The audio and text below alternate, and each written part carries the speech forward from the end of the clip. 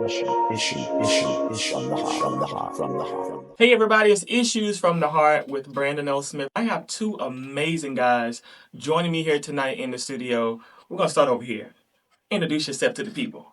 Hey everybody, I'm Tim McMaster. I have to say my last name. It's all right if I did. It's too late now, but it's a pleasure to be here with my brother, and we're just here to talk. We're gonna see what the conversations are, and hopefully I can help somebody.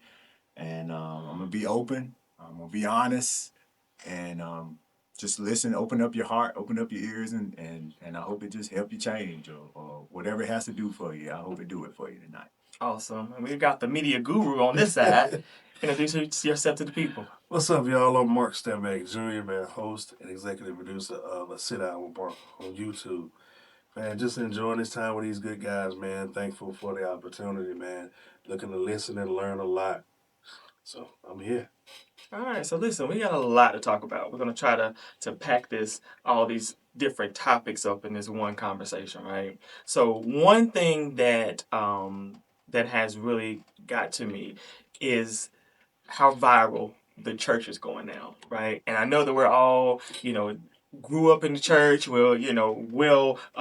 groomed to the church, Yeah. but you had the skit with Drewski, you had the dress conversation with Pastor Jamal Bryant's wife, so many different things going on in the church, right? So one conversation that I had today kind of hurt me a little bit because it was a conversation where the young lady was talking about mental health in the church. And she said the reason why I stopped going to church is because they claim everything is a spirit and not mental health issues. So growing up at home, you were taught that whatever happens in the house, stay in the house. Don't talk outside my house. Yeah. Mama always told you that, Yeah. Don't go tell business or whatever. But keep your mouth closed. But now we're at the point to where when they go to church, instead of saying, hey, this is a mental health issue, they just cast it as a spirit. They're singing, they're preaching, they're laying hands and stuff, and they go home the same way. So that's what the young lady was sharing with me. So I wanted to bring that up tonight, to kind of get your thoughts on that. My brother, man. I let my brother. I don't know, man. It's just, I don't know. Things in church things have changed. Mm-hmm. A lot has changed in church. It's more of, I don't know, the way social media is, man. Social media has changed. People attitudes. People don't like the dress code in church is ain't even like back when I went. It was everybody had the suit on, the missionary. Everybody And the stockings on. yeah, it was. So now it's come as you are, and they just throw on anything. Yeah. So that's one thing. But man, with all this mental health stuff and then spirits, it's a lot. Mm-hmm. It's a lot. Mm-hmm. I think firstly it's a lack of standard. Um, I was a pew baby, so my mom was pregnant with me on the choir. Wow. I came up in church. I came up in probably one of the strongest ministries, and I learned a lot. And as I saw Drewski and I saw the things that's taking place, the dress code, I see a lot of hypocrites. You know, I see a lot of people blame spirits, but really it's a lack of responsibility. Mm-hmm. And I remember the old saying, "Closed mouths don't get fed." Mm-hmm. And God feels the same way. He can't address something you don't talk about. Right. And so it started. It starts. You can only pretend for so long, and after living a life of pretending, eventually, when it rubs on everybody and that pretending spreads, you can't pretend no more. Now you're gonna have to. When God, what I think has happened now, God has just yanked the whole rug up, and He's saying, "Okay, now what y'all gonna do?" We go home the same way. We experience emotionalism. We experience the right words, but we don't experience the power behind the word. Right. And God said in His book, to know that I'm evident or that I'm present, the spirit don't follow you home. Mm-hmm. If the spirit follow you home, it's because we were related. Mm-hmm. Mm-hmm. So, I didn't write the book. Yeah. It's just what it says. So I'm just seeing now in today, we can't get mad at the president. We can't get mad at the police. if we're not following our own standards either. And you notice in every department where there is some sort of law, every standard has been broken because now it's this come as you are. Well, if the police come as they are, we see what happens. When the president come as he is, we see what happens. But then we say the pastors, it's okay. But the same thing is happening, and now we're seeing it happen to our families, our youth, our moms, the women. You know, we don't talk about women being taken advantage of. We don't talk about people's monies and those spirits. Well, the spirit has to come from somewhere. Right. You know, it says we were formed and shaped in iniquity. So that means you learned what you're doing. Absolutely. Where do we get it from? Yeah. Yeah. And I think a lot of things with that mental health also come from generational things. Yeah. You know, because it's like, this is what mom did it because grandma did it because her mom did it. And so, yeah, it's just passed down to where now that's some of the reasons why people don't want to come to church. They say, hey, I'm awake now because all I was doing, I'm listening to these preachers preach or whatever, and they just keep preaching about, they saying now that it's all about a money thing. But there are people out there really for your soul. You see what I'm saying? Like, not everything. I don't want your money. I really want to see you do well. Right. But you know it takes money to run the ministry. You know, that's like with anything. Unless you want to walk in there, sit in the dark. Then you're going to be talking junk. Lock the door. You don't have lights on. Lock the doors. You're talking junk because you don't have lights on in the church. But do you think that that it's an okay thing to bring therapists or counselors in church? Absolutely. Yeah. I think that I'm honestly, if my pastors are not certified counselors, I won't even marriage counsel. Because I've witnessed uncertified pastors destroy marriages because you don't know what to look for. And if you look back at Jesus' life, he had people with him that were specialists in all areas, even down to Judas Iscariot. Judas Iscariot, the word, that's not his last name. It meant dagger and assassin. That was his armor bearer. That was his supposed to be protector. He's supposed to have been able to something jump off. Judas can do some stuff. Yeah. But if you're not certified, then I don't think you have no business counseling anybody in their marriage. You get ready to destroy something that you didn't go to school to study. Absolutely. You know, with people, God tells us people perish for what they don't know. Because you can be using your situations with your spouse, yeah, you know, as a scenario to that new couple. Yeah, and some people do it from the pulpit. Absolutely. You know. You're right. But, which causes what I was getting ready to say, church hurting is next. Which causes. So now here's my thing. So now with this Gen Z, you know, do you think that they're very sensitive? Because growing up, like my bishop, he didn't play. Like I remember when my aunt, she was up there and she was emceeing a program, and it was a program for the male chorus, and the male chorus had on black suits, white shirts with black ties. So she was like, okay, I'm gonna match them. So she put her white shirt on, her black skirt, had her stockings and stuff on. She had a tie on.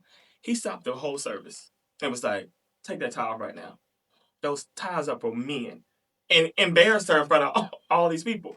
So now coming to the generation now, we have like Pastor Kim Burrell, who has went viral numerous of times. You know, the pastor who called Pastor Jamal Bryan's wife a $2 whore.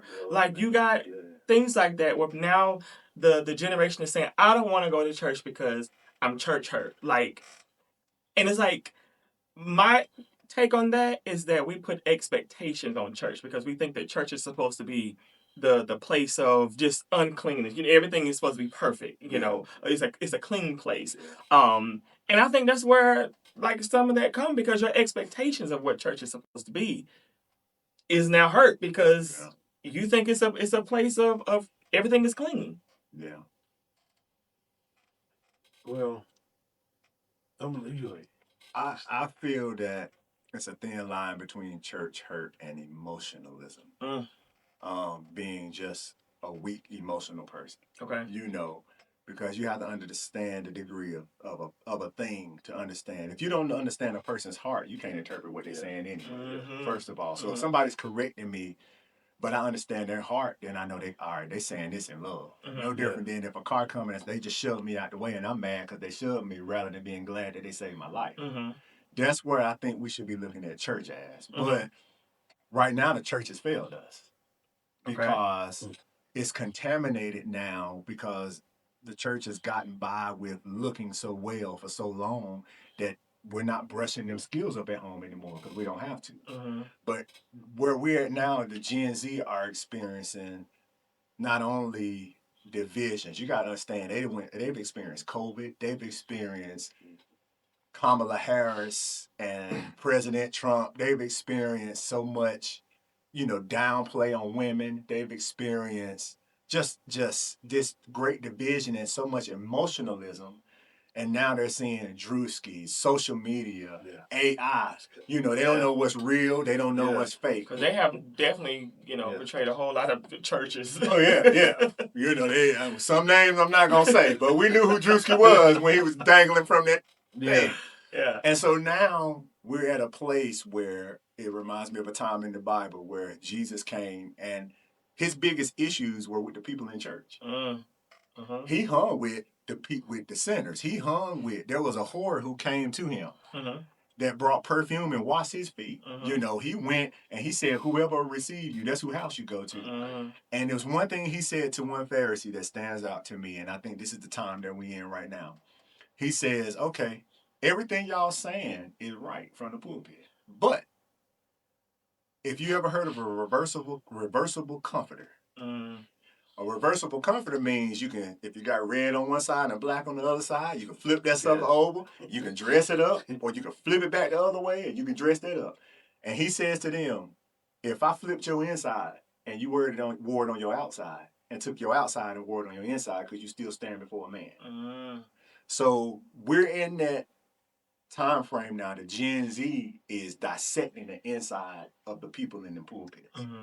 And as well as us, I've experienced church hurt, and there are degrees to church hurt. Some people are hurt emotionally, financially, sexually, mentally. So it's all kind of degrees. But we're now in a section where we're like, okay, God, you're gonna have to prove to us where you are. And he's saying no more excuses. Yeah. So, but when does it become like church hurt versus being accountable for your actions? Because it could just be I'm holding you accountable for what the good thing that you should be doing, and then you taking that and thinking that somebody is trying to hurt you. It's just immaturity. Yeah, and I think it's more of a way. It's a way you present it to. It's a way you talk to a person, the way you treat them, the way you want them. It's a way to do things, right? Instead of just it's like I told you, it's a way to do things and a way to go about it. So I agree with that. Yeah, and there's stories all throughout the Bible that if you want to know how to live, just open the book. Yeah. Because, like I said, the woman who was caught in the act, first of all, she was caught in the act of adultery by the preachers. How do you catch somebody in adultery unless you was either listening or looking? Or you saw so them boys had something they wanted to see. Yeah. And so when they brought this girl to the Lord, he looks at her and he tells all of them, everything y'all saying is right. But if I'm going to stone her, everybody got to be stoned. So I'm going to stone you in order for whoever sinned first. In her most broken and embarrassing moment, he didn't beat her down. He told her, whatever you done to get you to this place, I'm going to heal it, but don't do it again. The problem with where we are now is we play around with that healing and don't do again session. Okay. So we'll heal it and we feel good healing, but we feel good with playing too.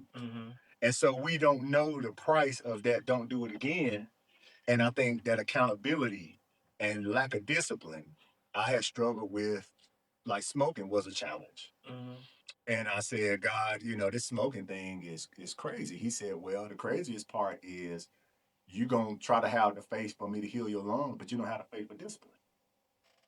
So it's a root thing that once we get to the root of problems, destroy it from the root, whatever the cause of hurt is, or the church, or whatever Gen Z, or if it's family things. My family, it was things I learned from my family that I didn't know. If your grandfather grew up in the time of, the discrimination, if they were beaten, or if they were, all they learned was beatings. So, of course, that's what they're going to do to their generation. Then when our parents, we got whooped for what we were thinking. You look like you got an attitude. They whoop your tail, then they leave, and then say, shut up.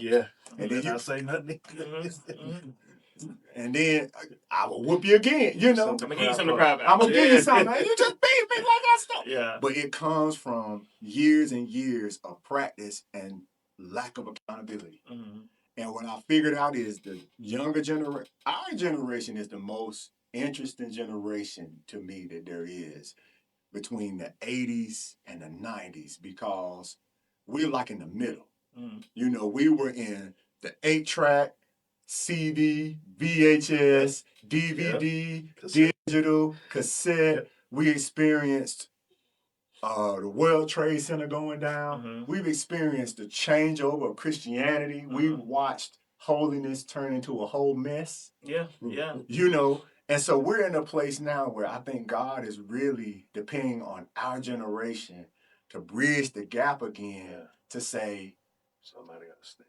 Somebody else. Older people, hey, you guys don't get adulthood confused with accountability. Mm-hmm. Because another challenge we have is we can't, when we go to confront the older generation, they think age depicts holding me accountable. No, it don't matter how old you are, because I'm sure some of those Pharisees were way older than Jesus. Yeah. They said, who is this man from Nazareth? He ain't got no business being here. Well, I ain't gonna get into the colors thing. But age has created a sense of my behavior because of my age signs me off to be whatever, my position. I'm the older pastor. I'm the eldest. I can talk to whoever. This a respect thing. No, it's disrespect. Mm-hmm. You set a law in motion that if you don't get a control of it, it's going to come back and get you. Right. So we're in that generation now where we have to open the eyes of Gen Z, but then we have to go to our elders and say, the patterns that you taught us was incorrect. How? Because you are too old and stubborn to fix it. I got to fix it, but don't be mad at me for challenging your way ain't working. Yeah. You know? Yeah, and you're definitely right about the generation, because I remember, we didn't have the cell phones and stuff like that coming up. It was go outside, you play kickball, you play, you play in the street, you get the water hose and you playing double dutch. You got all the little girls coming and running in, and you had to be home before the street lights came on. So these kids don't know nothing about that, and it's like everything, they can't operate without having a cell phone, and it's like social media. We had MySpace, right? Yeah. And you had your little top friends. You pick your cover photo, you pick your music or whatever. That started fights right there. Your girl call you. Well, I'm not your top friend. Who that? Who is that? You gonna move me to 3? Yeah. We put in work though, because you had to go to another website to get your wallpaper, and then copy and paste it. So we put in work. Yeah, we work, man. We were graphic designers and didn't even know it. Man. Shoot. I think this generation right here is lazy. Yeah. Like, they want everything handed to them, Yeah. And the conversation I had when we were talking earlier was, if the pastor says something, the usher do something, the deacon does something, and they, it upsets you. You don't go back to church no more, right? But you go to work. Yeah. Your coworker step on your foot. Guess what you're doing the next day? You go right back to work. Back in. Yeah. Your manager, So I'm just trying to figure out, like, are you just trying to find just things to just sit here and complain about? Yeah. Or like, how do you pick and choose when I should be hurt and when I shouldn't be hurt? Yeah. I think that right there is that's the conversation I had with her earlier, because I'm like, help me understand that. Yeah. Your boss make you mad because you're running late. Yeah. You go back the very next day, and then you go early. So yeah. Well, that work thing, the first thing that hollers bills. I get paid. Yeah. Uh-huh. I got bills to pay. Yeah. I'm going to work. If I wasn't for that, I wouldn't be gone. Yeah. So, why don't you feel the same way with church? I definitely think that. I agree. We give glory to the things we can see, but we don't give glory to the things that enable the things that we can see. Absolutely. So, in my opinion, and I had to learn this, I used to treat God as a spare tire. I only prayed and I called on him when I needed. When you need it. But he became a year-to-year God, to a month-to-month God, to a week-to-week God, to the day-to-day God, to an hour-to-hour God, to whoever I talk to, Lord, what were you trying to say to me? Because he said, those that diligently seek him. Mhm. I'm not a perfect man, but I'm diligent.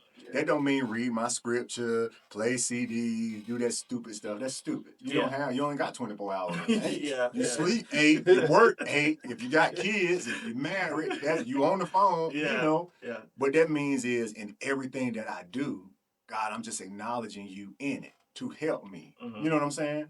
And I think that people have put, first of all, we all have to repent in a sense because we gave the church too much power. Mm-hmm. We gave them too much credit. I agree. God never intended for the church to have that power. Mm-hmm. He said, I got the power. Mm-hmm. You just go. Church is a hospital because everybody needs him. Mm-hmm. And if they say they don't, they lie. Mm-hmm. And the fact that they still here, they just lied if they said that they didn't. Absolutely. From the pastor down to the baby. Mm-hmm. We all need God. We put too much expectations on the pastor. And the pastor, in my opinion, sometimes walks in too much power. Yeah. And the pastors now have to realize and recognize, I'm doing too much. Yeah. And the people got to recognize, you mad because you done gave this pastor too much. He's human. He's human. Like, when I tell you, you're in flesh. So anything is liable to happen, you know? I just don't.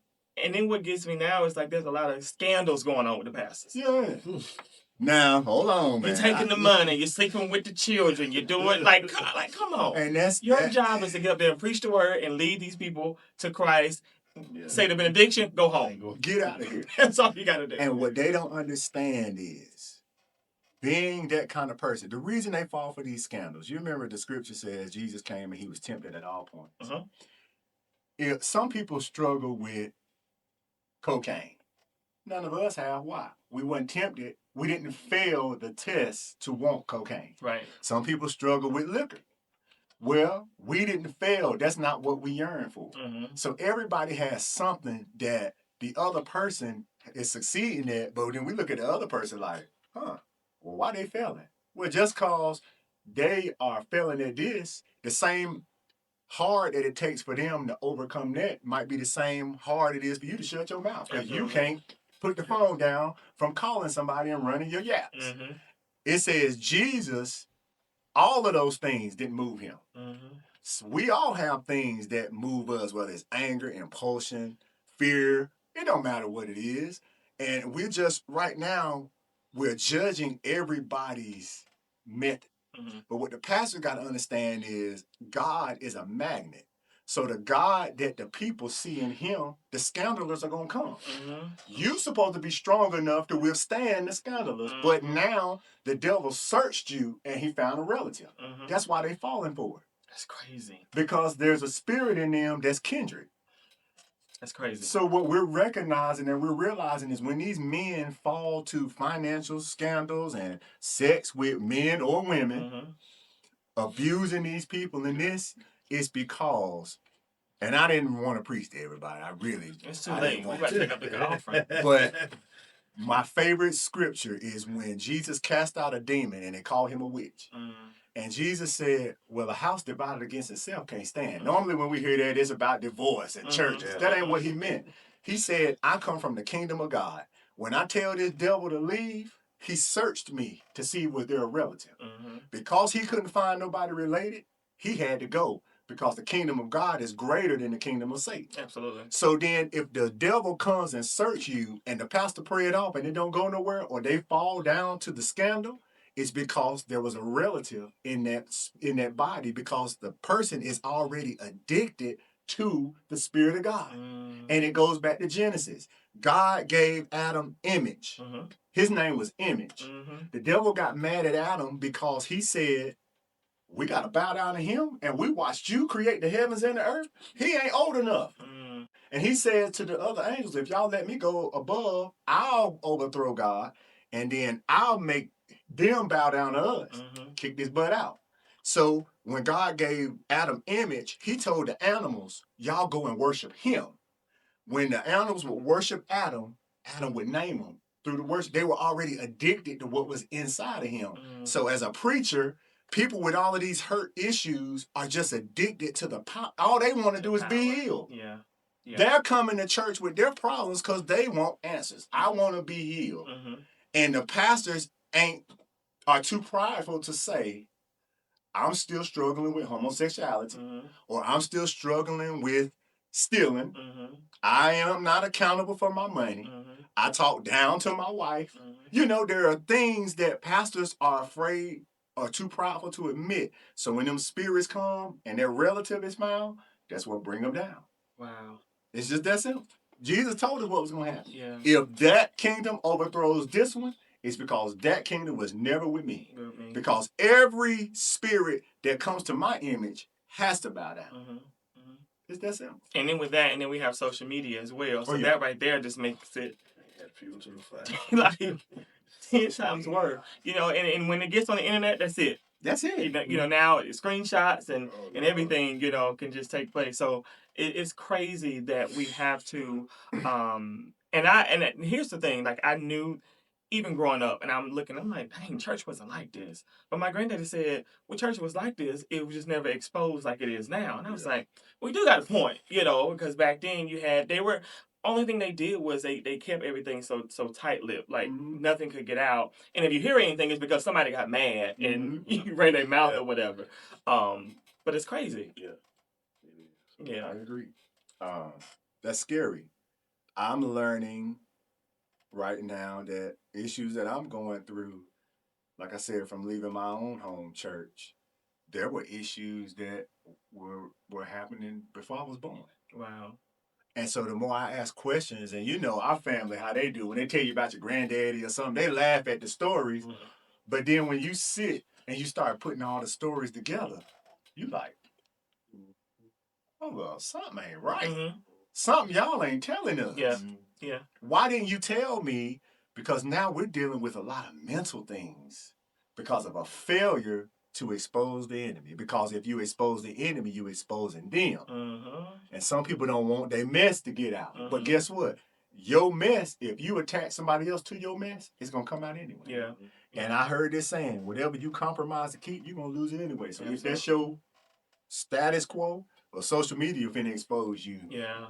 Now faster than if it's worse now when social media put you. Man, you know how many people were sweating when what's that app came out? The T app.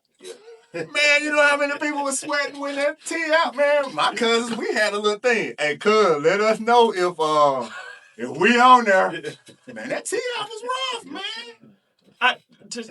Since you brought that up, somebody just had too much time on their hand.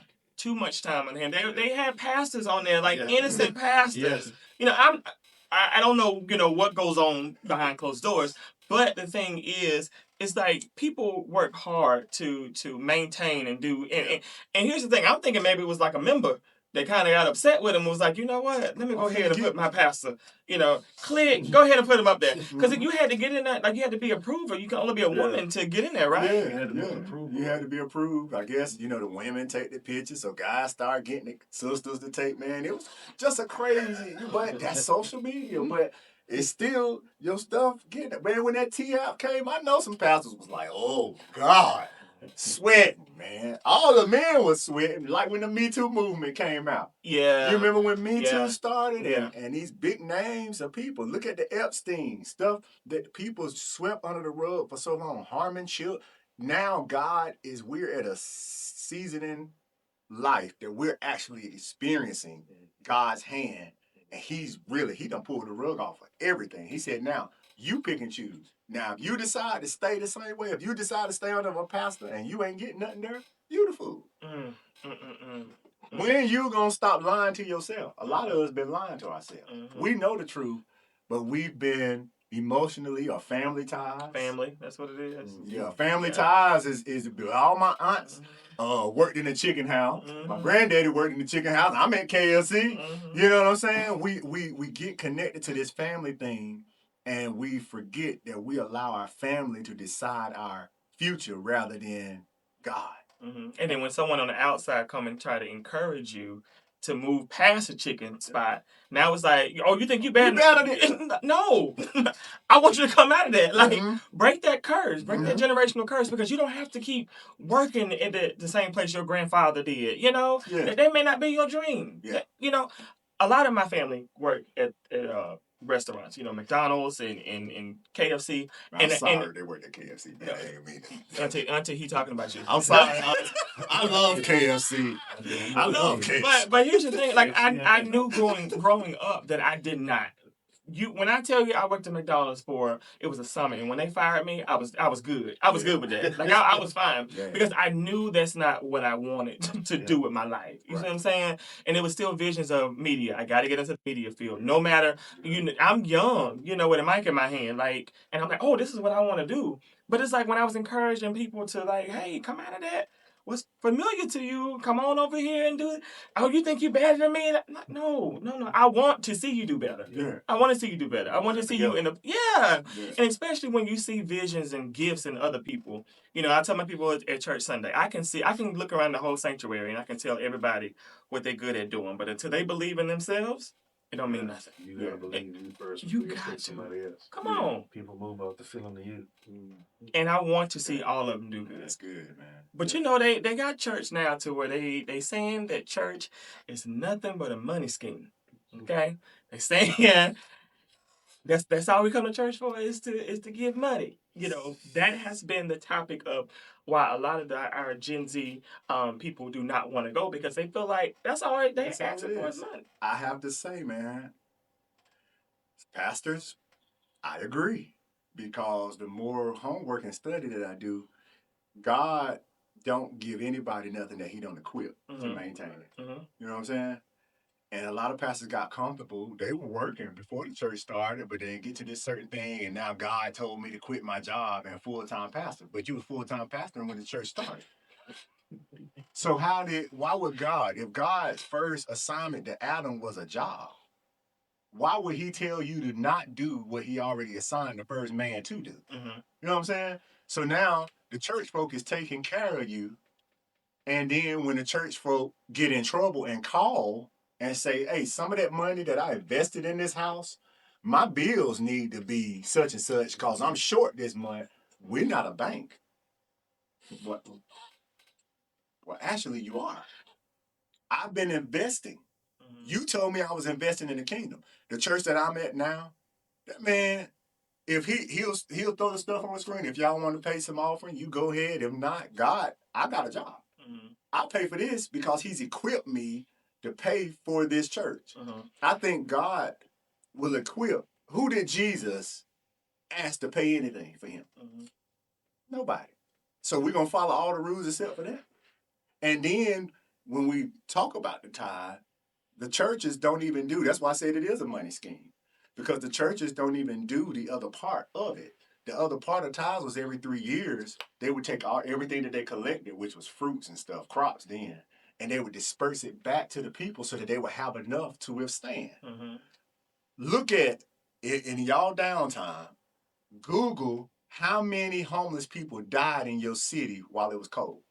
Mm-hmm. Then Google how many people in church volunteered to stay at their facilities and open them up so that the homeless people can have somewhere to be. Mm-hmm. Google how many conversations or how many churches call the police officers to pay them extra to come to the church just to maintain it, to make sure that everything was, because we're only going to do what we want. Mm-hmm. You know what I'm saying? Mm-hmm. Now you got these homeless people dying out here, and Maya Angelou said it the best.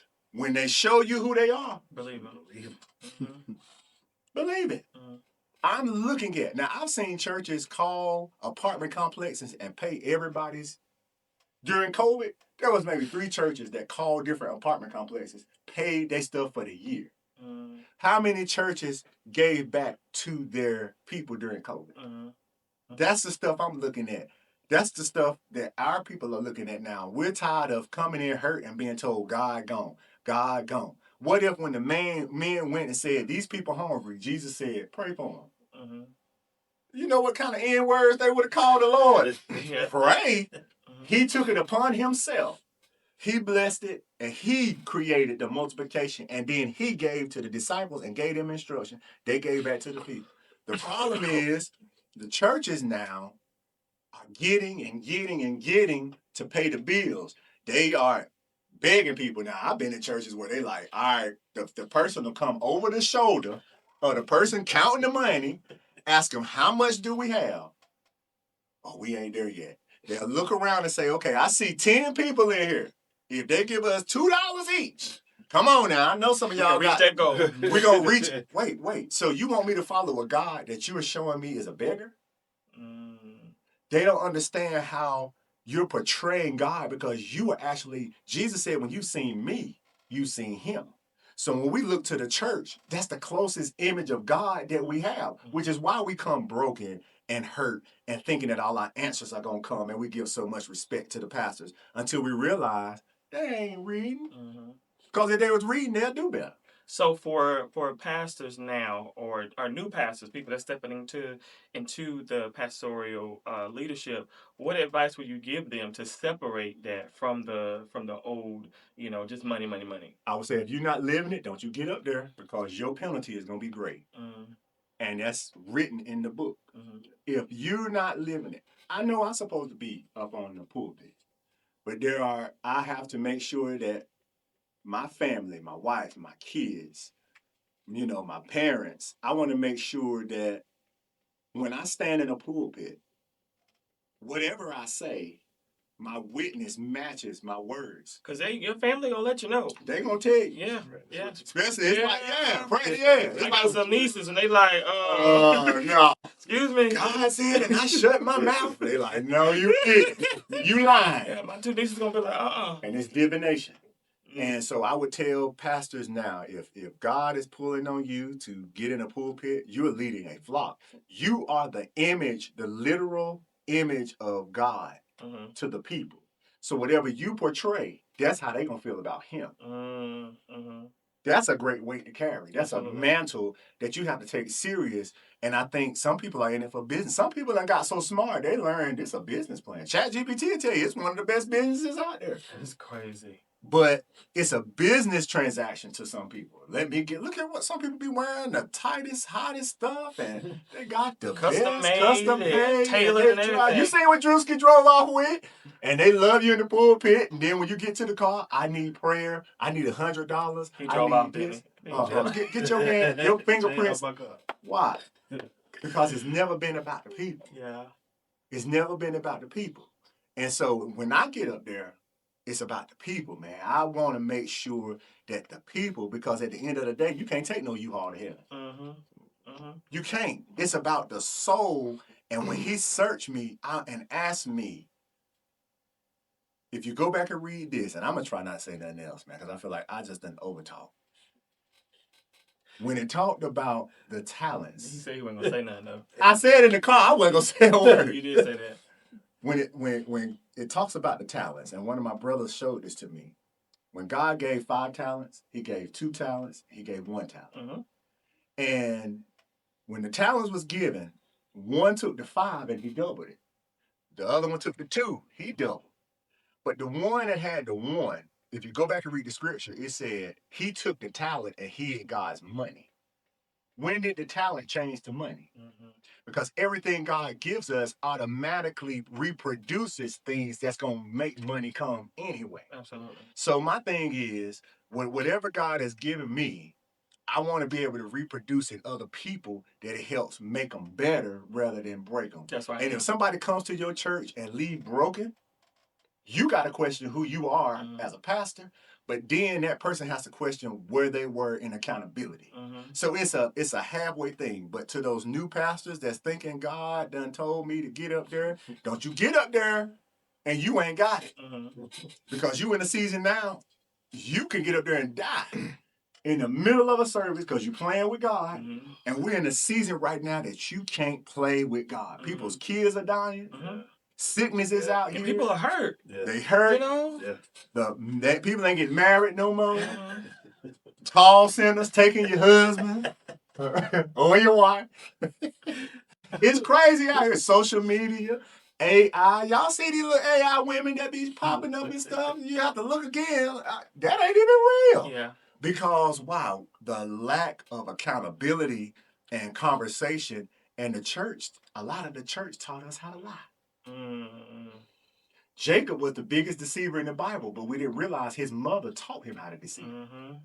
She covered him to make him look like his brother, so that his father could speak a blessing. And he been lying ever since. And I'm studying on him now. I'm at the point where he is he's wrestling with God. Because he tired of lying. Yeah. Why? Yeah. My mama taught me how to lie. Yeah. Our families taught us some things that we're tired of. Absolutely. So we keep wrestling with God, saying, God, a lot of our sexual abuse came from our bloodline.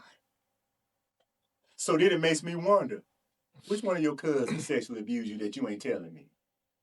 You ask one of your family members that, ask your mama or your daddy that, they're going to look at you like a ghost just walked in the room. Yeah. Because there are things that they haven't talked to us about, pornography and masturbation and all of those sexual immorality things that probably was done to them, that they were exposed to, that they were afraid to tell us. But if you would have told us, we would have known what to look for. But it happened to us. So now we have to tell our children, you better watch out. If somebody touched that, you tell me. Mm-hmm.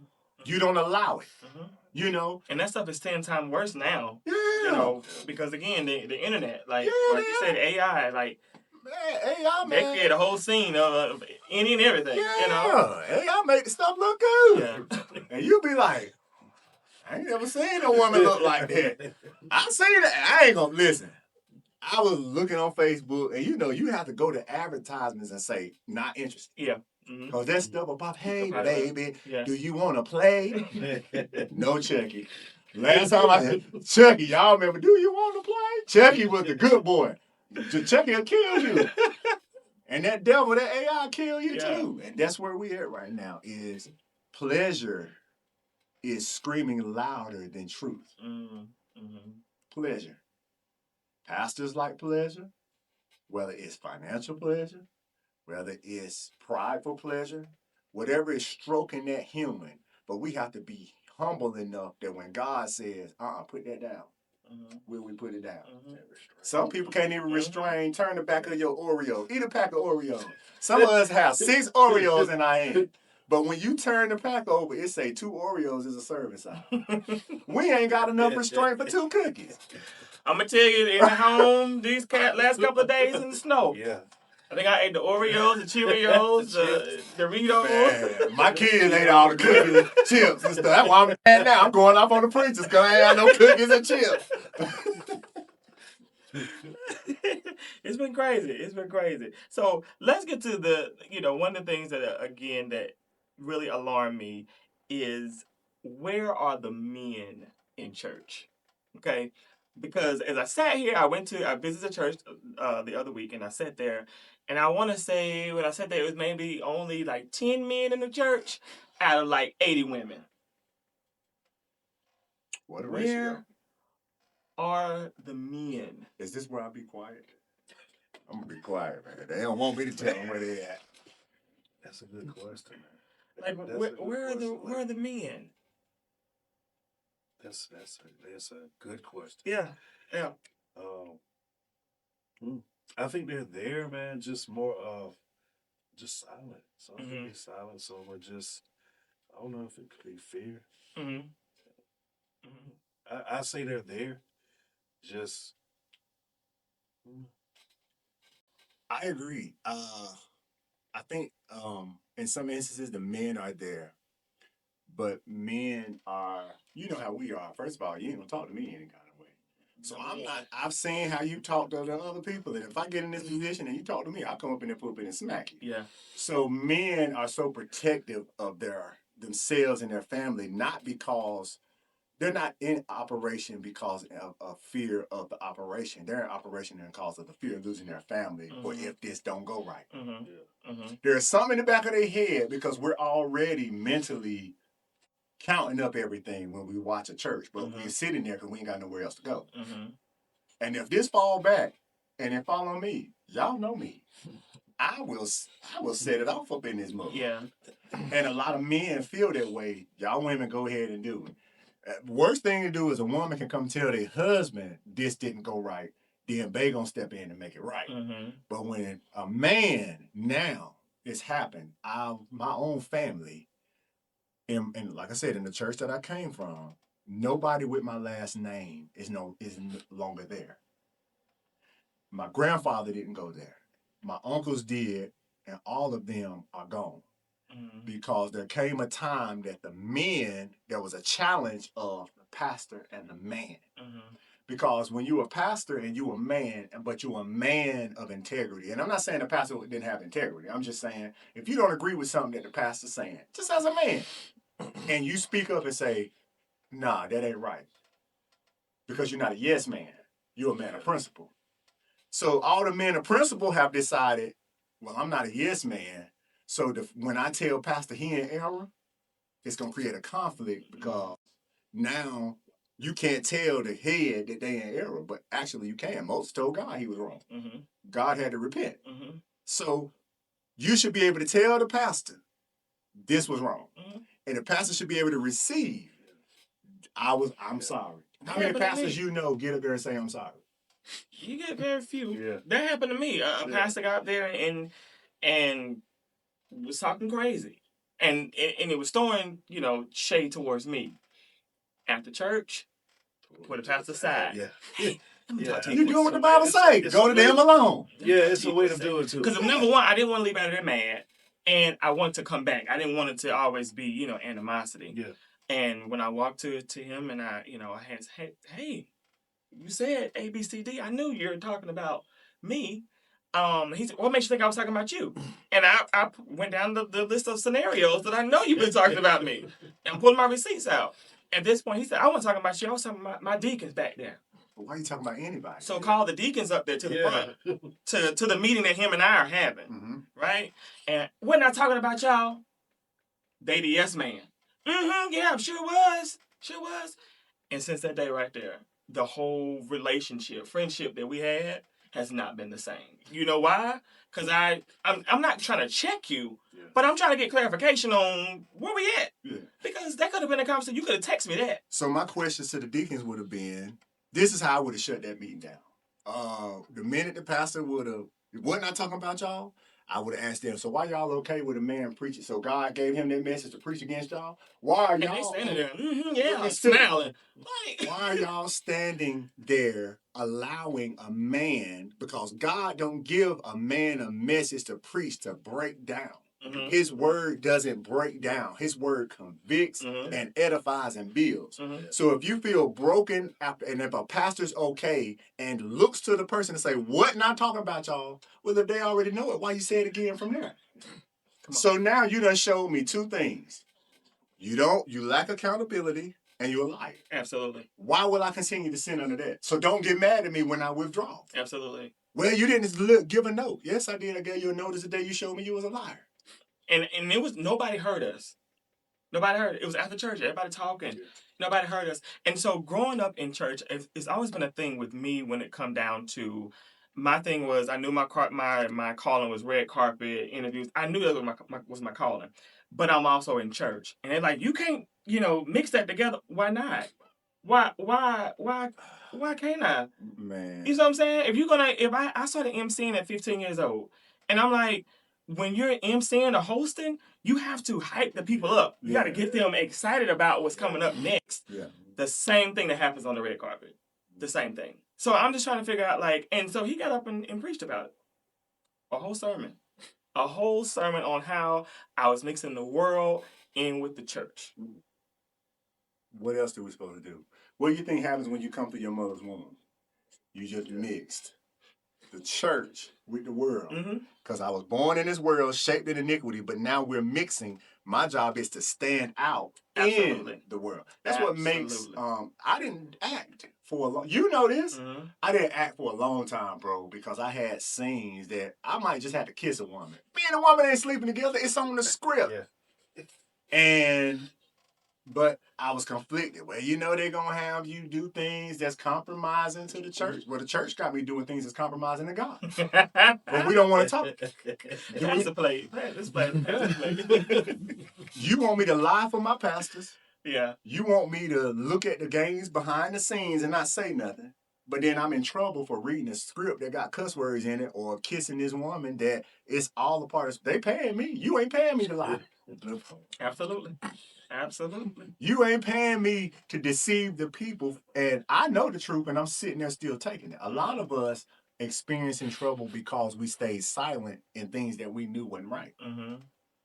A lot of men are sitting in that seat because they know stuff ain't right. And if I get in there, I'm going to tell the truth. Yeah. They ain't going to like me, so I'm going to just shut my mouth.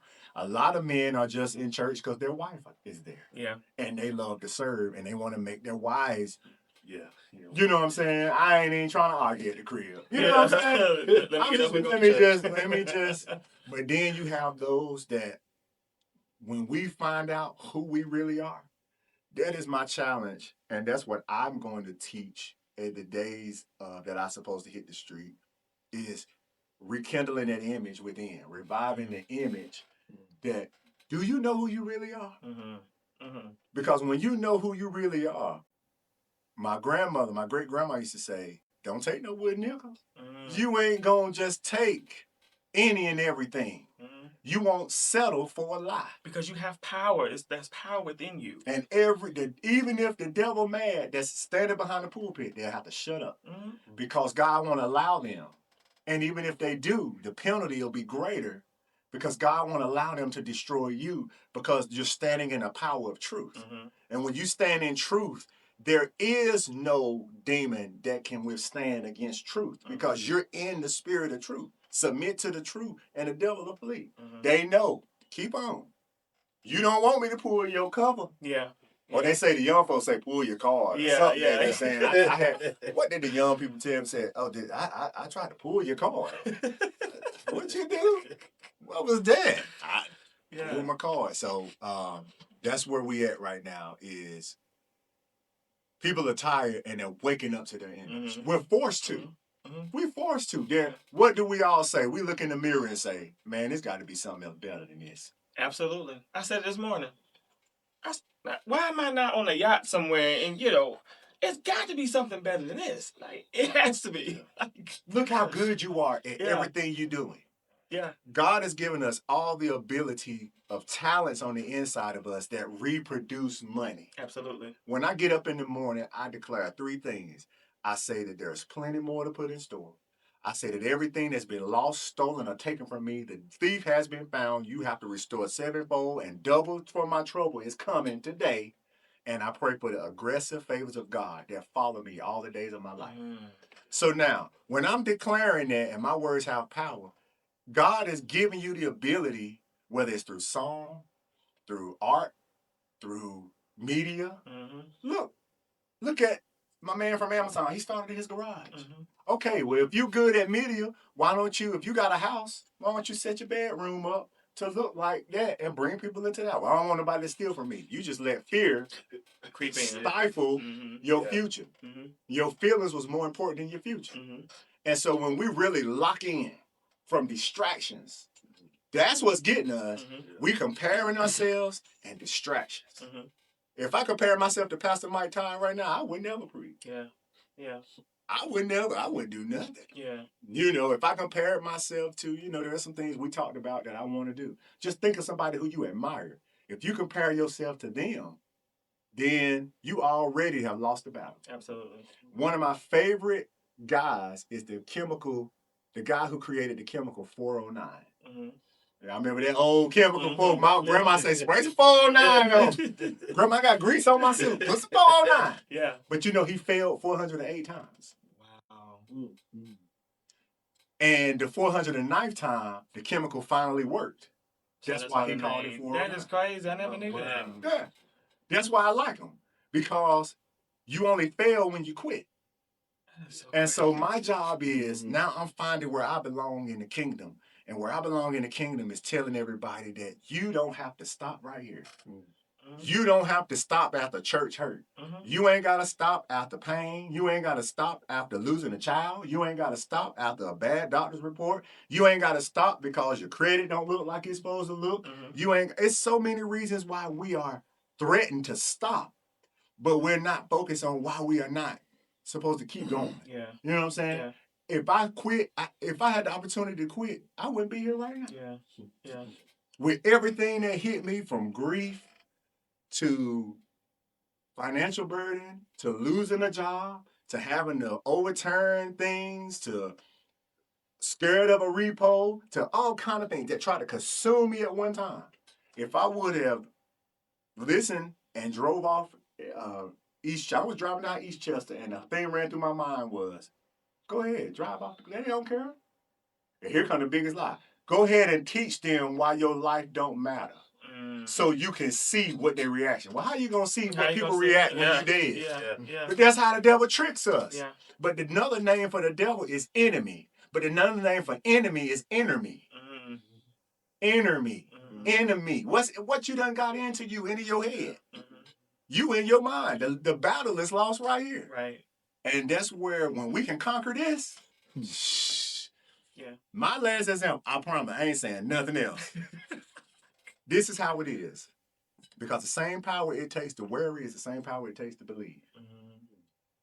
And anxiety. I used to struggle with anxiety attacks. Me too. My last anxiety attack was March 8th, 2025. The reason I can tell you was because I had an anxiety attack. Then I told myself, I don't care if I die. I went and I walked down the highway, down 85. I told God, I'm making it right with you now. If a car hit me, I'm good.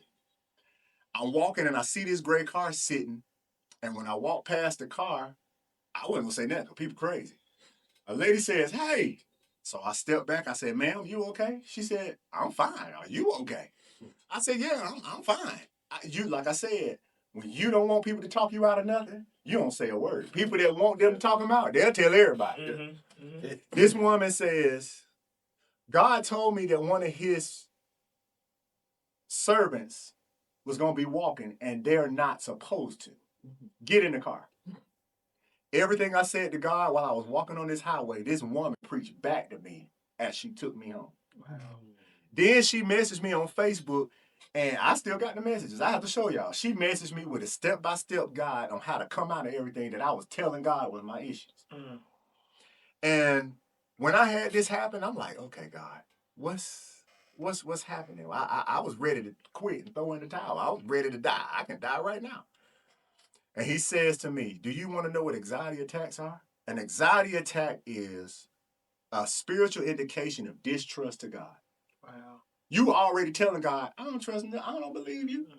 It's borrowing worry from a week that don't exist and bringing it to the present and reacting from it. When you can borrow faith, the same way we can get a lottery ticket and before we scratch it off, we done plan what we finna do. And we don't know if it's, we like, boy, if I win this, I'm going to buy my mama a house today.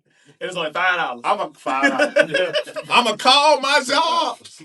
My mama used to say, I ain't going to say the lady name, but my mama be scratching. Boy, I win this, I'm putting my middle fingers up. I'm going into the office and telling them, oh, this your last. And so when we get in our minds, we get excited. Yeah. So God said, but if you can fear, you can faith. The same energy that you're having an anxiety attack with, you can take that same energy and cry and rejoice because the good thing can come. We're just afraid of disappointment. No different than, I don't know if anybody ever taught us how to float, but when I was taught how to float at City Lake Park, I was with my cousins and they said, okay, close your eyes. You know how they do. They put you in the water, they hold your arm under, they tell you, close your eyes, don't think about nothing. Then they move their hands. You sitting there. They say, open your eyes. When you open your eyes, you sink. You sunk or sank, whichever one. I came to Little Chicago from Farmington, from J.C. Morgan, so we all know how we talk. But when you went out of the water, you didn't go under because you were afraid that you were floating along. You went under because of your fear of drowning. Right. You were more concerned about what going under the water could do to your life rather than just floating. Because your mind was more of an anchor than your body weight. That's how powerful the mind is. It'll keep you longer just because of what you're thinking rather than what's really going on in front of you. Absolutely. And if we can channel our minds from the negativity, from the hurts and the pains and let it go. Yeah. Some people you just ain't going to get back. Yeah.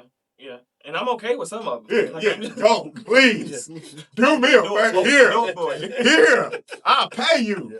Please. I'm okay with some of them. Like, If you done been divorced, it's cool. yeah, Let it go. yeah. If you done been hurt, if the church didn't want you, there's a church that do. Mm-hmm. If a band didn't want you, there's a band that do. Mm-hmm. If it's a contract you didn't get, there's a contract that's gonna take you. Mm-hmm. If there's a grant you didn't get, well then it might have been a scam.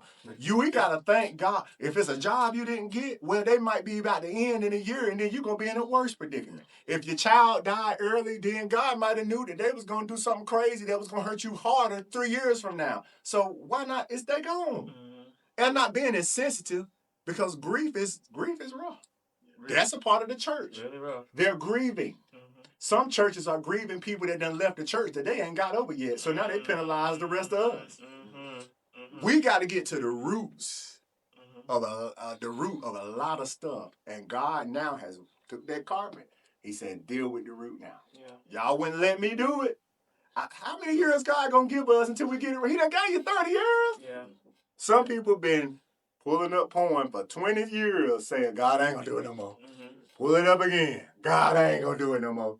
Until that day they call and say, now some kind of something done happened. Or you done got busted. Mm-hmm. What you doing in there? You. Mm-hmm. God gave you 20 years to stop. Yeah. And now we are, I ain't gonna cheat on my wife no more. And there you go, on Tinder. You done created another name. Heathcliff.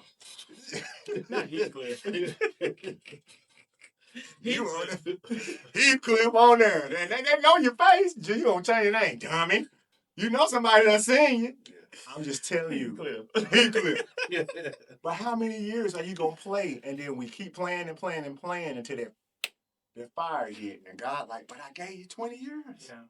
I gave you time. We just got to be mindful. We really get to the root of stuff. People are ready to heal. They're tired. Mm-hmm. And now we're seeing religion Mm-hmm. and not power. Mm-hmm. That's it. And I think I really want us to really pull the healing in, right? Yeah. Because again, like they're really hurt. People are hurt. People You know, hurt, man. jobs hurt them. You know, dealing with what we're dealing with in Washington D.C. You know, they cutting out food stamps and Medicaid, and you know how I'm gonna survive, and the minimum wage is real low. So it's like every time you turn around, that's hurt for something. Like, and so I agree with you that we have to get to the root of the problem.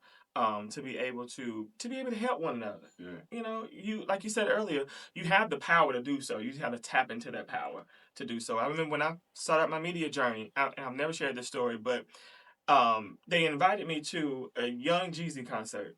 Didn't even know who Young Jeezy was. Like, I had to research. Okay, Young Jeezy. I'm pulling up all the songs and stuff that he did, right? This is at a club in Greensboro. It's called Buchanan's.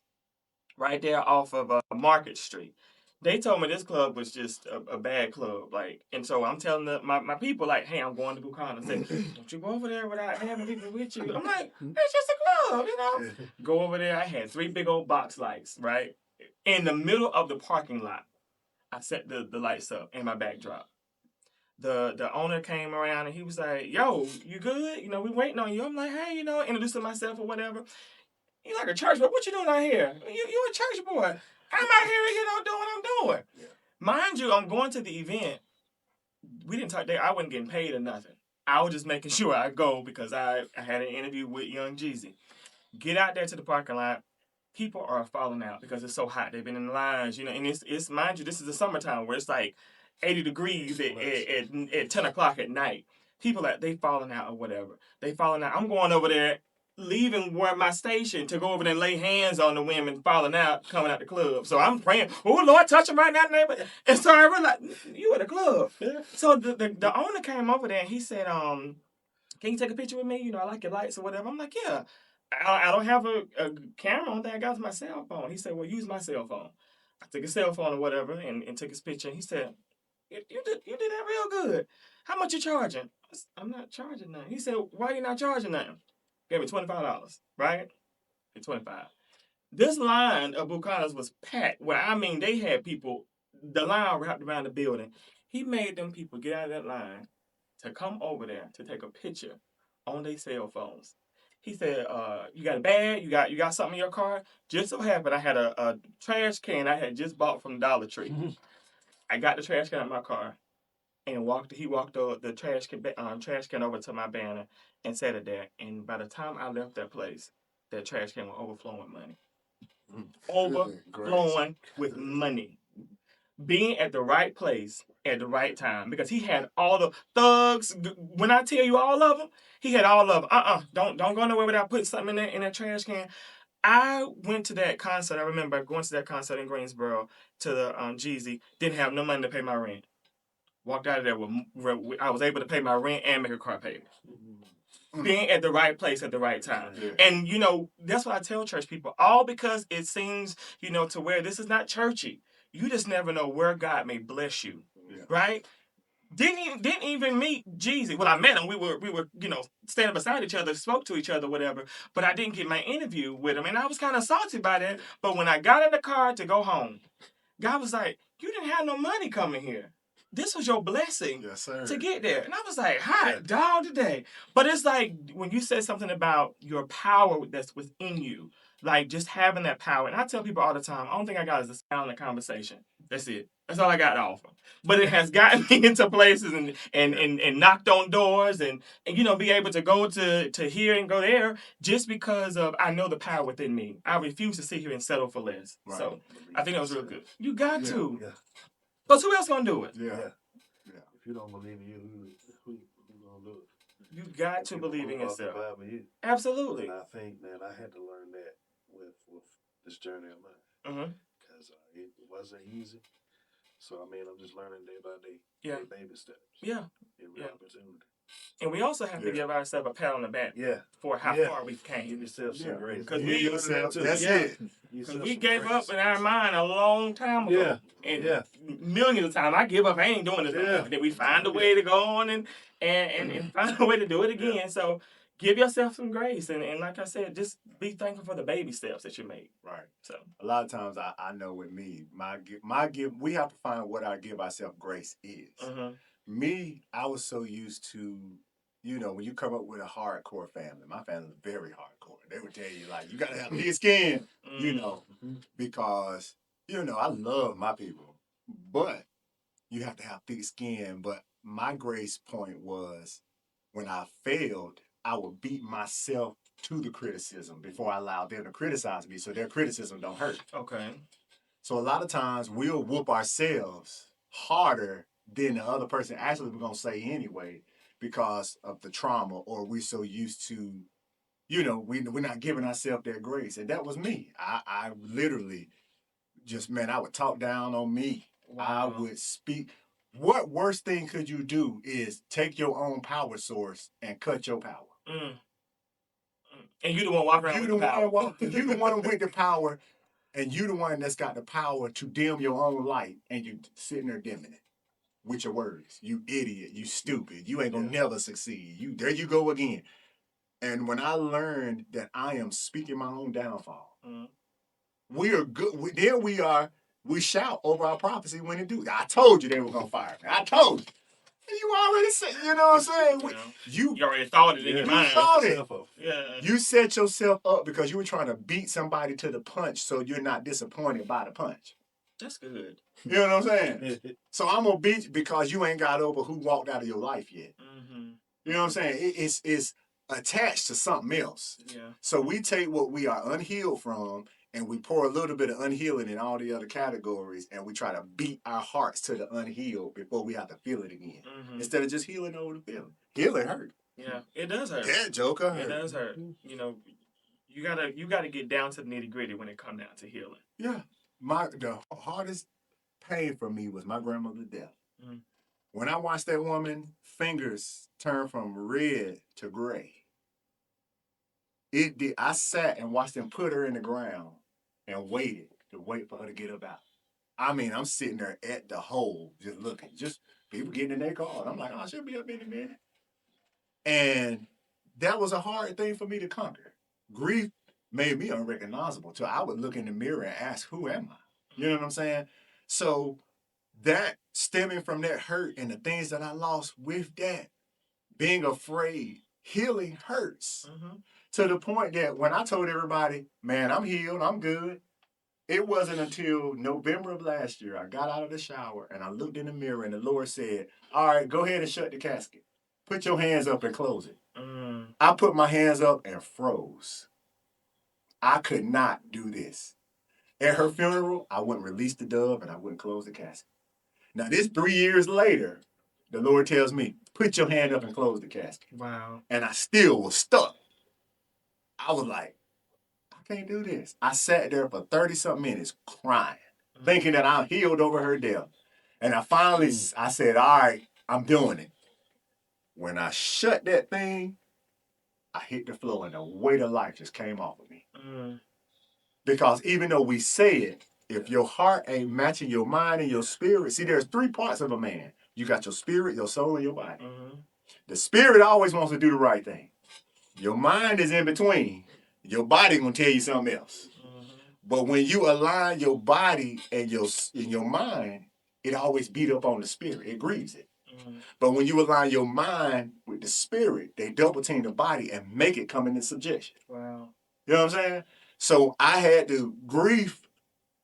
And we all ain't grieving over somebody's death. We grieving over, like we said earlier, we grieving over stuff we done lost. Stuff that mean more to us than, we grieving over we ain't finished school. We grieving over failures. We grieving over what we should have been. Let it go. Yeah. Close. If you still grieve, close the casket. A lot of people are going to see how hard this is.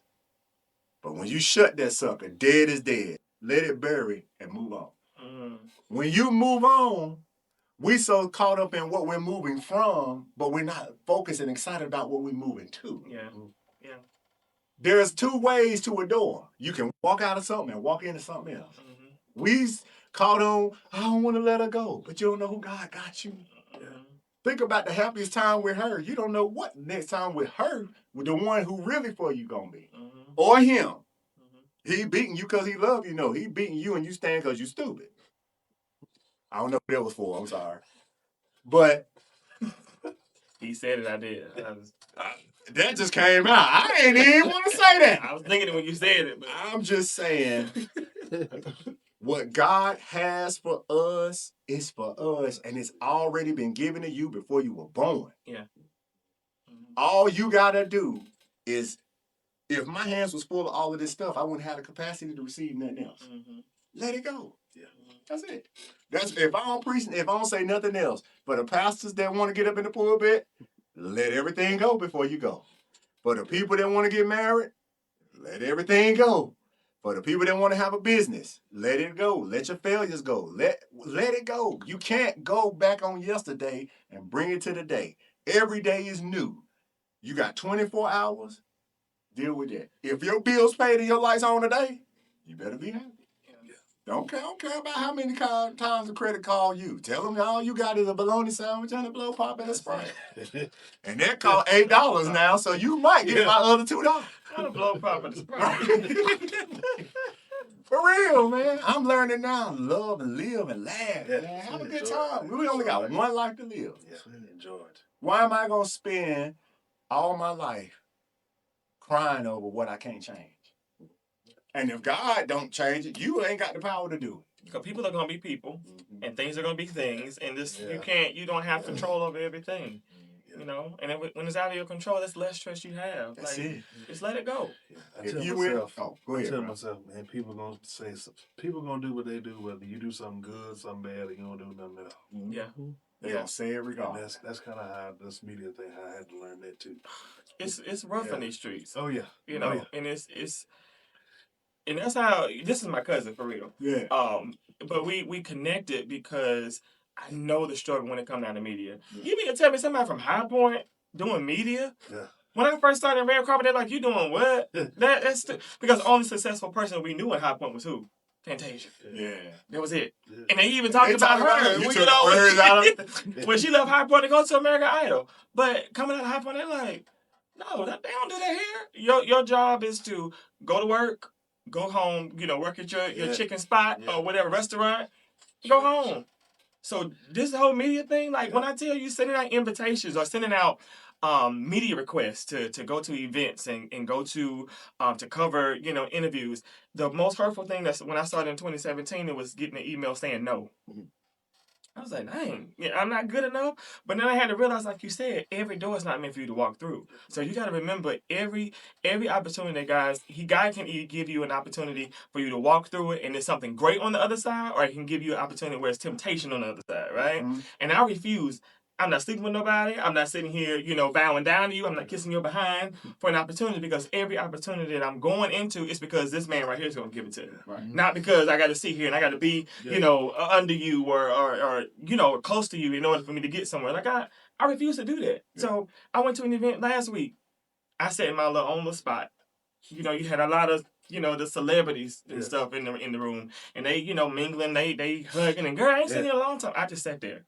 I sat there, and I was fine with it because I said, God, whatever opportunity you have for me is gonna be for me. And God has it, and I thank God for the connections that I have and the things that I'm going to have. But this whole media game is it's crazy, and now everything is competition now because you got social media and TikTok and AI as a whole AI artist, and it's a lot. But I really encourage you to just, and I tell you this all the time, like just keep going, keep going, don't stop. Yeah, don't quit, bro. It's just the beginning, man. Yeah. You like I said, it's always not. Sometimes people don't know what they like. They just like what they know because of what we're limited to. Yeah. But then when you realize what's out there, bruh, the sky's the limit. Yeah. Like really, sometimes it's not even what you know; it's who you know.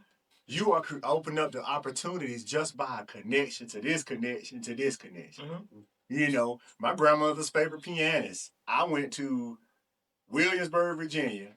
Went to this museum that I'm thinking I'm just playing the piano. My grandmother loved Bruce Hornsby. I don't know if y'all know Bruce Hornsby. He wrote the song "That's Just the Way It Is." Okay. Tupac took it and used it, as a sample. And so I'm in Williamsburg just playing this little piano by Bruce Hornsby, playing the song. And a guy comes up to me. He takes this chip. That's what I'm going to tell you about technology. Don't be intimidated by the people, AI and all of this stuff. This guy comes up with this chip and he says, hey, put that in the piano. So he put it in, I put it in. He said, this can record whatever you playing. Wow. And if you were not there, it's called a smart Yamaha. If you ain't in church one Sunday, all the musicians need to get you a smart Yamaha. Not mine. I'm going to show up at church on Sunday. If you ain't there, you can pre-record it. And then just plug the chip in. The keys will move. It'll be like the person is actually right there. Wow. I mean, it's amazing to see. So he plugs this thing up and he hits play. And I'm sitting there and I'm like, oh, snap. You can play songs on this too. Like, this is playing. That's just the way it is. That's crazy. The man says, no, you playing Bruce Hornsby's piano. He just came in here and recorded this song for his tour. This was last year. This is his recording piano. You're playing on his piano. I just wanted to show you this is his playing. Wow. And I go, huh? So then he says, come here. He shows me a picture. He said, we best friends. I said, huh? He said, yeah, he lives 7 miles down the street. If you're still here in a couple of days, go down to the Chinese place and that's where he eat at all the time. You never know. Yeah. And I'm sitting there. I have to show y'all the videos. I got them in my phone. I'm sitting there in tears because my grandmother's favorite pianist, I just so happened to be in Williamsburg for a family reunion. And I'm sitting there and her favorite pianist on his piano watching him play. Isn't it crazy how God, when He put the pieces of the puzzle together, like how everything just play out like that? And before I got there, I had got my car 30 days before that. Somebody hit me on the way with a 30-day tag. So I'm already pissed on my way. Somebody done hit my car. I'm cussing. Oh, but that's why He can take your mess and turn it into a message. So don't ever give up because you don't know where media going to get you. You know what I'm saying? You're going to get to a place where you're going to be glad you went through what you went through because then you'll be there to hold your hand out and navigate the next person that's feeling just like we feeling because we'll be able to call it out. It's just that simple. Man. Yeah. I'm here now because of y'all. Y'all paved the way. I ain't never thought. If you would have told me last year that I'd be sitting on the podcast talking about church and trying to help somebody else, I wouldn't have believed in that. I wouldn't have believed it. I searched my life, and all I saw was a failure at that point. You couldn't have told me that I would be sitting here today with a smile on my face, with clothes that look somewhat decent. Not so much. I look like something. and a smile on my face, willing to help somebody else. Yeah. You couldn't have told me that. It was the conversation that you and I had when I was in Atlanta, and I'm never going to forget that. I was getting ready to come back home, and you and I talked. Yeah. And I was telling you, like, Tim, hey, I got this opportunity for you. I got that opportunity for you. Just stay focused. Just stay focused, and you got it. And my thing is, like, when I'm good with you, I'm good with you. And when I can see, where you're going, I have no problem helping. You see what I'm saying? And I see where you going. That's why putting this together, I already knew the two people I'm reaching out to. I already knew because I see where you're going. And I'm telling you the same thing. Stay focused. Yeah. This a good dude. Yeah. I done FaceTime this guy with tears. I've called this man crying. My man, you know, men, we don't like to cry, man. We, you straight? Yeah, I'm good, bro. I'm good. No, you ain't. You lying. I called this man. You were making sweet tea that day for the school. I'm never going to forget it. Making 60 gallons of sweet tea for my daughter's school. Yeah. I am a involved dad, guys. You know, I'm on the parent committee and the supervisor board. Vote for me. But I was making sweet tea. I had my phone sitting right here, and I'm sitting there boo-hooing, wanting to quit. And you always want to connect with somebody who will not let you quit. When you get with somebody who won't let you quit, you will know who you with when you do what they don't agree with, but they still will support you. That's when you know who you got. When they don't like what you're doing, but they love you anyway, that's when you know. I had my very own home church tell me I will not put my name on Timothy McMaster Ministry. And that's fine, because God's name was on it before I came out the womb. So I'm telling y'all, it's important of who you connect with, because who you connected with, you'll bear the burdens of. And who you connected with, when you ain't got no more to carry, they'll carry it for you when your time of carrying is wore out. It happened to Jesus. And I challenge everybody, read the crucifixion, because you'll see your own life in it. That when he wanted to quit, God didn't change his situation. He gave him the strength to endure. And even in him enduring, he fell on his face, open, wounded, embarrassed, carrying the weight of the cross. And a complete stranger came and carried the rest of the way for him, so that he could finish what God started in him. God is going to finish. If we are willing to just be obedient, he'll finish what he put in you before. If that ain't no other word, let him finish what's in you. Well, I'm telling both of y'all, let him finish what's in you, because you all are great men. And again, stay focused. Yeah, man. Stay focused. Stay focused. Stay, remain focused, and always, keep that vision in mind, right? Yeah. And see yourself there before you get there. Like I saw myself. Yeah. Imagination, growing up as a child. Oh, yeah. You have I do it right now. I want to see myself there before I see it. Right. I used to walk out of jobs and, I'm leaving the news station. I'm leaving the red carpet. Look what I'm doing now. You got to see yourself there before you see it. Yeah. So that's my encouragement that I always tell people is, don't wait and see. I know your natural eye, what you see in the natural, but think beyond that to where you want to go. And when you hook up with the right people, the right place at the right time, and you are a testament of that. Like, at the right place at the right time, and God would just open up stuff, and you'd be like, how in the world did this happen? How did I get here? It'll open up other doors, and you just like, you was with the monks. What? I was with the monks last week. I got a call on Saturday, because this guy, he called me to do a security job, and to even be in the same room with Patrice Lovely and Hattie, for some of y'all that don't know, to be just in the vicinity and be able to work security for her. That meant more to me. When he called me, I said, man, I got you, bro. Like, he went for free. Look how it came back for him. He's so doing a job for free.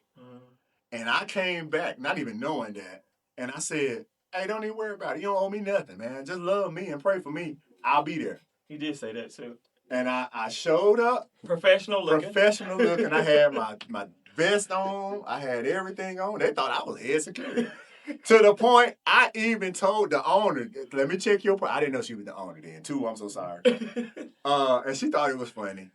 And when I met the owners of the bistro, they called me on a Saturday, the Saturday before the Mixx came, and said it would be an honor to have you there to hold one of the umbrellas for the Mixx.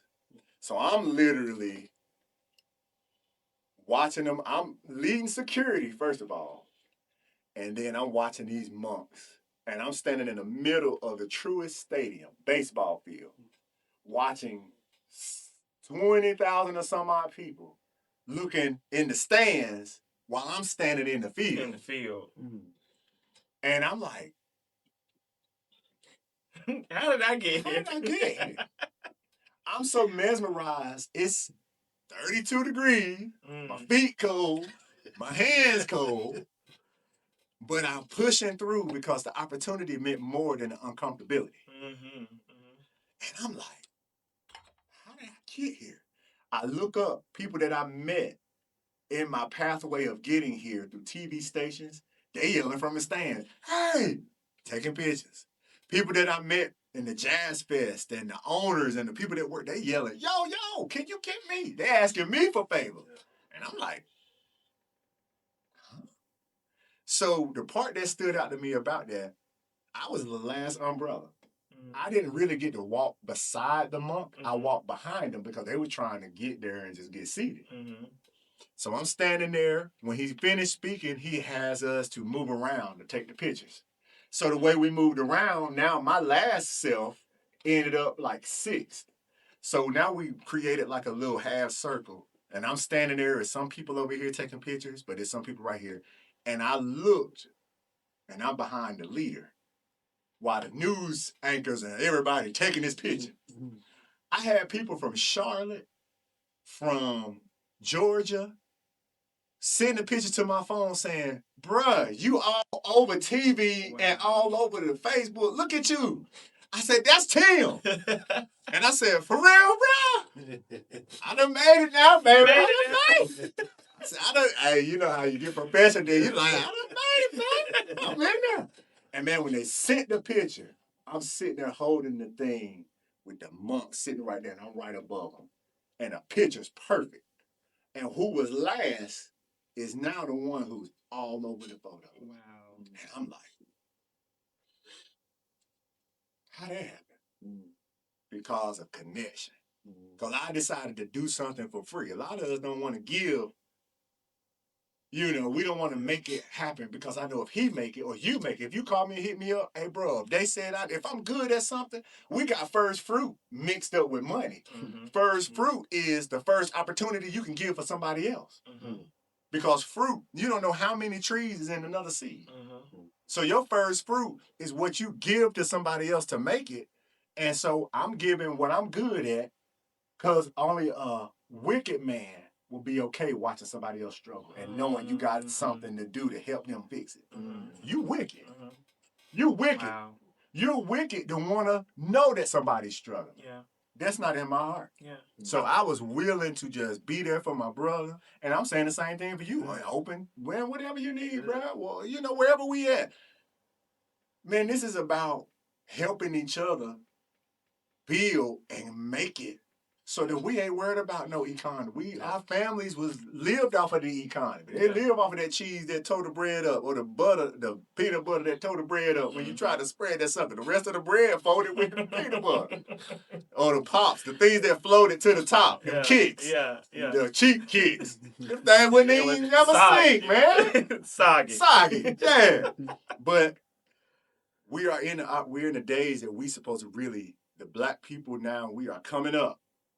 We're in the days we can't be held no more. But we got to be unselfish. Yeah. We got to be willing. Everything ain't about a dollar. Yeah. It's about opportunity. I'd rather have been beside Hattie and somebody else send me, oh, he's security for Hattie. I've done security for Gerald Albright. for Kurt Whalum. You know, I've been in places that unimaginable places to now I'm right here to being in the middle of the truest stadium. And I'm like, God, how did I get here? Because your willingness to help somebody else. We don't know what your help. Because it said, my help comes from him. So when you come and help somebody else, you're only doing what he required of you. And I tell people, I'd rather he pay me than you. Because your wallet limited. His, right. He'll open a door that you ain't got a key to. Yeah.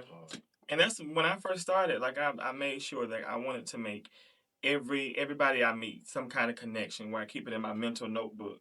That if it's, somebody need, somebody for an interview, let me hook you up because I know 2 or 3 people I can help you, get that. And because I remember it was a popular radio personality I looked up to. We grew up listening to him on the radio, right? I met him and I said, hey, I would love to sit down with you and talk to you. He's like, okay, cool, let's make it happen. We sat down, we had a meeting or whatever, and I told him my idea, right? I want to start this. I want to do, red carpets and stuff and all this other stuff. What can you pour into me? He said, I'll help you, but under one condition. I said, okay, what's that? He said, when you get your camera, I want you to go to this church in Greensboro. It has a lot of people there. He said, I want you to go. There's always homeless people standing on the side by this church, right? He said, I want you to go, and I want you to take the camera, and I want you to put it on that homeless person and say, has this church been here to help you? And you let the world know that church has not helped the people, and that church does not help the homeless people. And I sat down, I'm like, in my mind, I'm like, that's not what this meeting is for. But he told me that's the only reason why he would meet with me if I was to do that. We left the meeting. I already knew in my mind, like, yeah, this it. This last straw with this one. I ain't gonna, I ain't coming back to this one no more. I already knew in my mind. But after that, he was like reaching out to me, hey, you ready to get started? No. To now, like, the dude won't even speak to me because I did not do what he wanted me to do. And I'm like, here's the thing.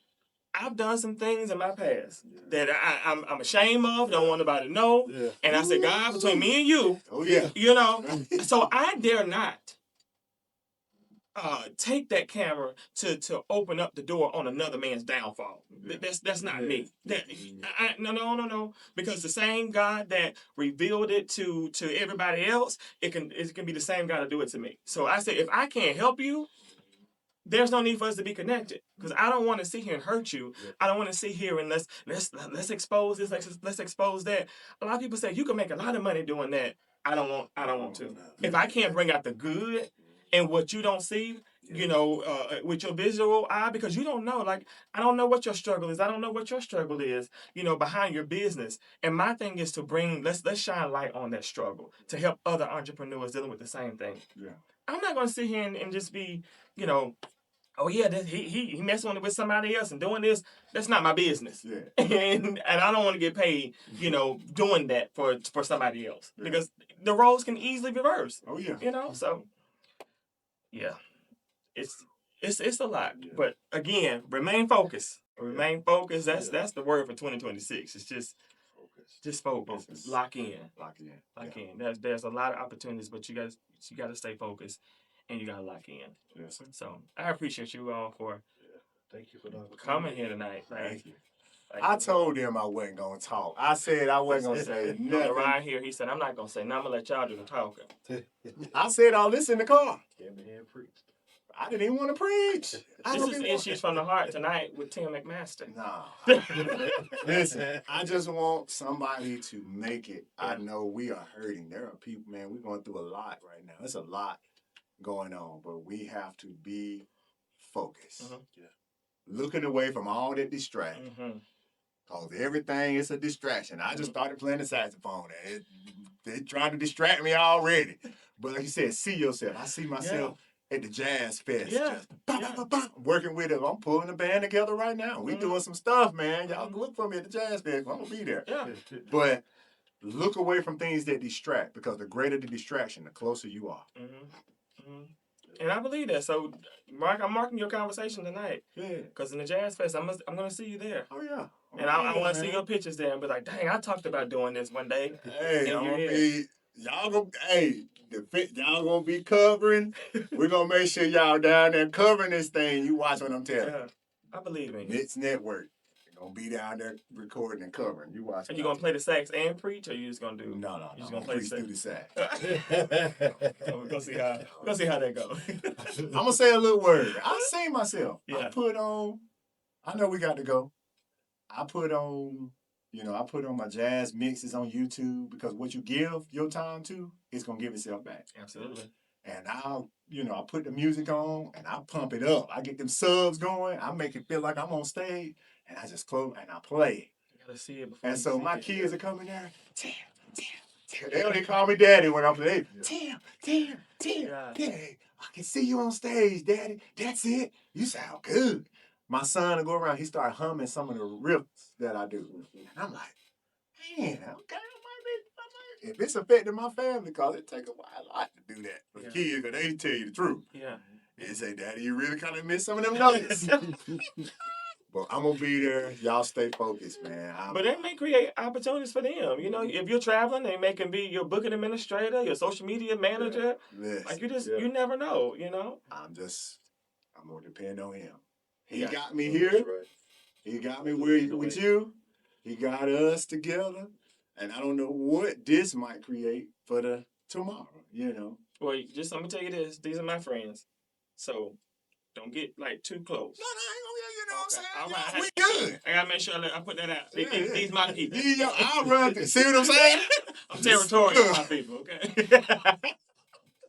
I'm gonna let you borrow them. We done preached to this the whole night. I'm gonna let you borrow them and all, but you know. I'll pay you. Pay this. I like it. There we go. There we go. Yeah. There we go. I'm the contact administrator. There we go. There it is. Thank y'all so much for joining us for Issues from the Heart. I had an amazing time here tonight. Make sure you like, follow, share the Mixx Network on all social media platforms. But until then, we love y'all, and remember to stay focused. Stay focused. Y'all be blessed. Issue from the heart.